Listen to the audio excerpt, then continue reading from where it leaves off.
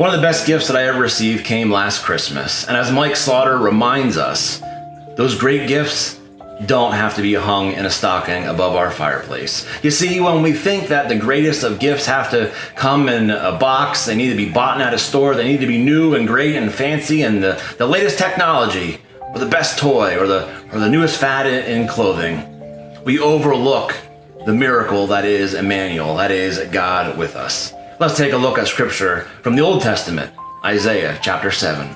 Therefore, the Lord himself will give you a sign. Look, the young woman is with child and shall bear a son, and we shall call him Immanuel. Immanuel is God with us. That gift that I received last Christmas involved Immanuel, God with us, but it involved my daughter, Adria. As many of you know, it has been a tough year for the Hardy family, especially Adria, who is now 12 years old. She has been diagnosed with cyclical vomiting syndrome, and yes, it is as awful as it sounds. Cyclical vomiting syndrome basically means periodically she would vomit and have episodes that she would vomit 2 to 3 dozen times in a day. It would physically exhaust her. Sometimes she would throw up blood because she irritated the membrane in her stomach that much. There was no rhyme or reason to it. We tried diet, we tried reducing stress. We've been to specialist after specialist, doctor after doctor, tests were given, until finally she was diagnosed with cyclical vomiting syndrome, but the symptoms just persisted and they kept getting worse over time, where the episodes would be spaced out a couple months, and it became a couple weeks, and it became a couple times a week. Finally, we were referred to a clinical trial out in Milwaukee, Wisconsin, out at the Children's Hospital of Wisconsin.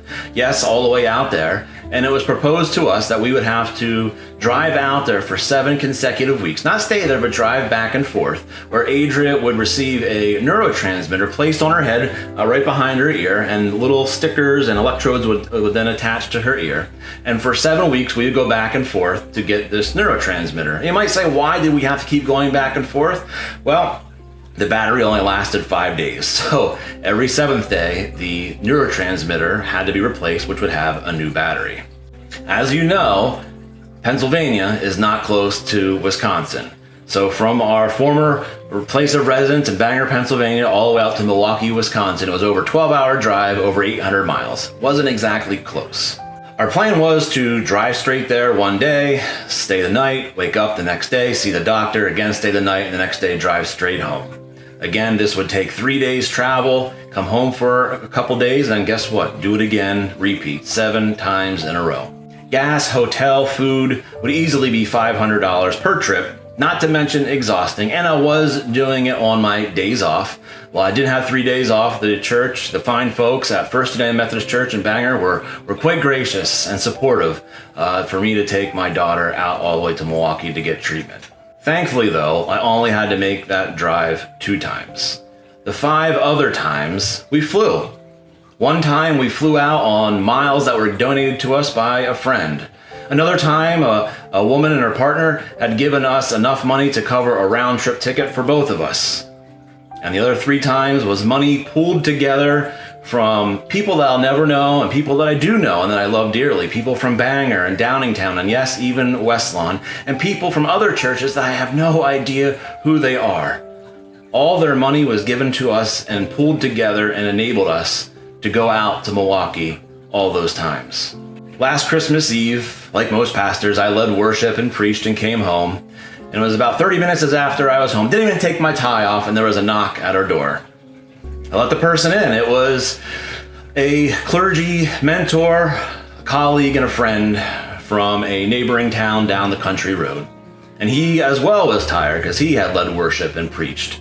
But he came to my door that night at the parsonage in Bangor and handed me a card with some money in it. And it was money that he had collected that Christmas Eve from his parishioners at this church, and he wanted to hand deliver it to me. I don't know anyone that went to his church, but that didn't matter to them. They wanted to help our family and help Adria. I don't remember the gifts that I received just 11 months ago, but I do remember the love that I experienced throughout the month of December and into January as the donations continued to pour in, as Reverend Dave stood in the parsonage that Christmas Eve and handed me the envelope of those hundreds of dollars.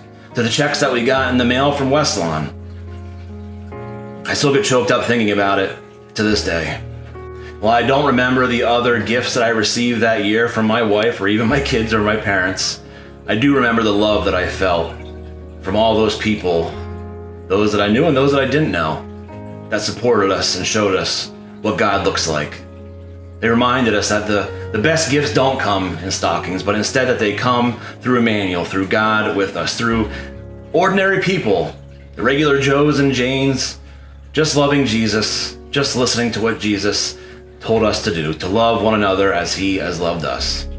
And that is the point of the story of Adria's treatment. And that reminds me when we were sitting with the doctor, that very first session, I asked her off the record, I said, what can we expect from this clinical trial, from receiving the neurotransmitter? And of course she said, this is off the record. I can't tell you specifically because it's a clinical trial and the FDA has yet to approve it.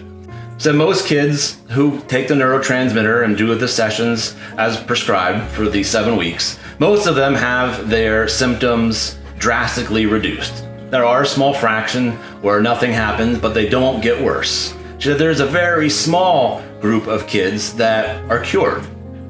To which she added, that's the miracle cure. Well, we are 11 months away from her last treatment, from Adria's last treatment in January, and I can say that she is episode free. For those 7 consecutive weeks that we went out to Milwaukee, back and forth, whether it was flying or driving, and able to be done by the financial support, because she was going. It was just a matter if I was putting it on the credit card or not. But now we don't have to worry about that stress thanks to your love. But ever since that last time the neurotransmitter came off in the middle of January, after her puking her guts out for almost a year, she's now been 11 months episode free. That was the miracle that I saw, and a reminder that the best gifts don't come in stockings. Friends, may God be with you until we meet again.